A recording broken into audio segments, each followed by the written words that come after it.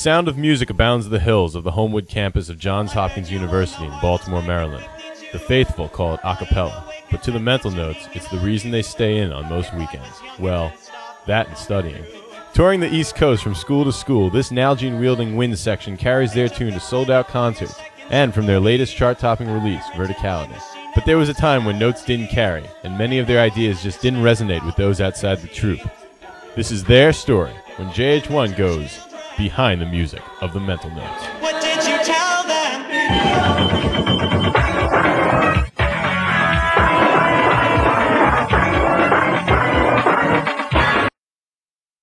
Upon arriving at Hopkins 4 years ago, a young Vadim discovered the same desolate place that remains today.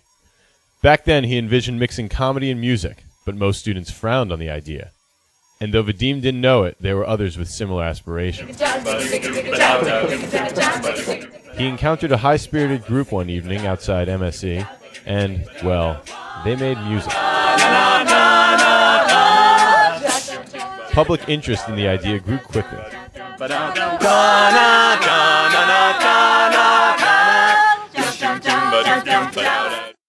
What you have to understand is, this a cappella thing just revolutionized the music industry.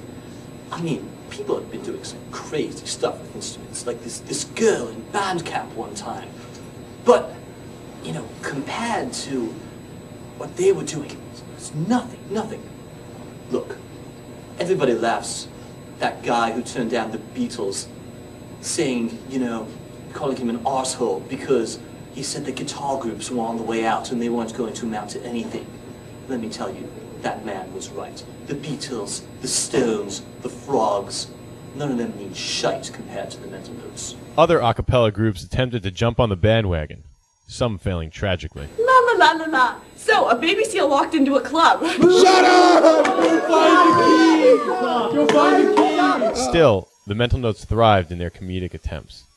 And then he was like, I even built my house with my own hands. And I was like, Seamus, you built your house with your own hands? And he was like, yes, but they'll never call me Seamus the house builder, will they? I was like, no, Seamus, I guess they won't. And then I heard him say, off to himself, but you fuck one goat!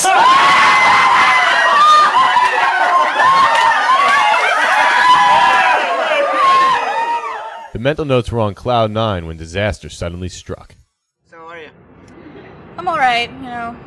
Classes, they suck, you know. They do suck. But, what are you up to? I'm joining the student council. No! In his junior year, Vadim was elected to student council and forced to leave the group. Student council wouldn't let him lead the double life he wanted. Vadim was torn over the decision.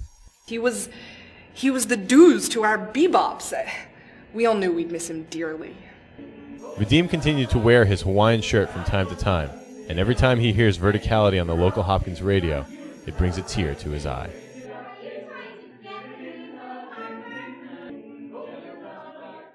As other influences moved in, things went from bad to worse. It was right after we got our first big break, the Pack concert, the winter of '94, the winter of Discontent. Well, it was our after party, and the whole Outdoors Club showed up. I mean, we couldn't believe it. I mean, they were real big back then. With that single they had, the, what is it?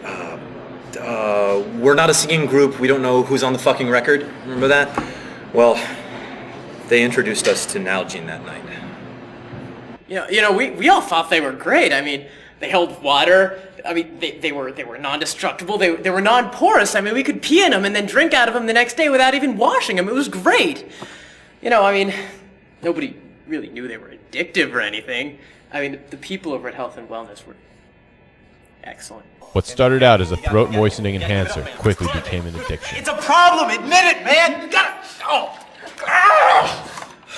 With Eric's addiction lingering over the group, tension developed, and tenor John Stoneham, better known as Lyric, began to feel isolated. Moron, I don't care about your fucking vision. No, look, Nobody else fucking look cares at this. She looks beautiful.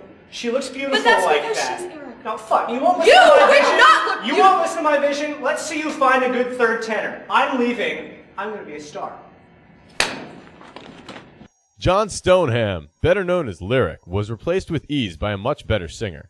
His solo record, all tenor, that's right, no other voice parts, just, no instruments either, just tenor, flopped critically and commercially. Dogs were having hemorrhages.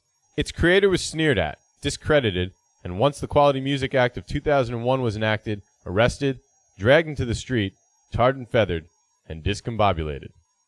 Who? Oh, yeah. I remember when Lyric left.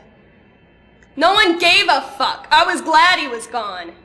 You've talked to us far more than any other members, and that you are widely accused of slandering your ex-groupmates at every opportunity. Is there any chance that you're lying to us just to get revenge? Yes. The mental notes were spinning out of control. In addition to onstage drug use, they were equally indiscreet about intra-band hookups.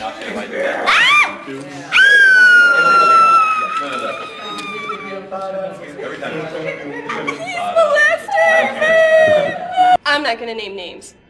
I don't have to, it's all been recorded. Which is kind of silly since everyone has gotten together with everyone else at some point. Lisa?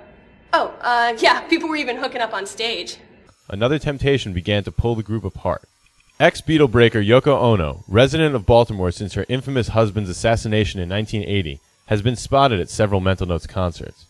Yeah, she kept coming to all of our parties and calling herself Gabby, claiming the ability to take us to places we'd never been. No one really paid any attention to her. Well, until she reached Vince. Then they became inseparable and insufferable. It was perfect. She was my,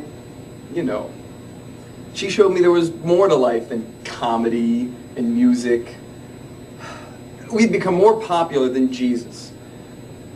Well, no, not most of the saints. Well, definitely the apostles. The important thing now is us. His appearances at rehearsal became more and more erotic. I mean, we expected and welcomed that. I mean, we are these self-proclaimed painfully sexy Mental Notes. But after they became more and more erratic, then we knew we were going to have serious problems. The group dwelled on for a while without their percussionist until finally acquiring an a cappella drum machine. Meanwhile, Vince began a short and moderately successful career aided by Gabby, releasing his ever-popular ode to the TAs, Give Bees a Chance.